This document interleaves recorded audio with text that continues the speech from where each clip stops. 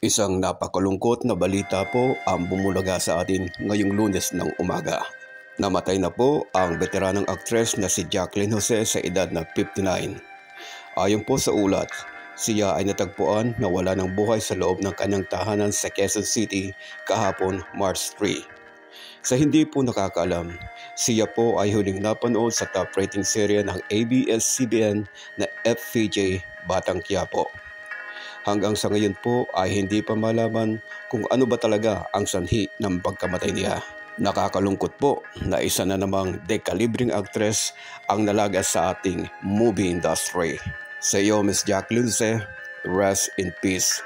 Ang sambayan ng Pilipino ay nagpupugay sa iyong naiambag na talento sa antas ng sining, tanghalan at pelikulang Pilipino.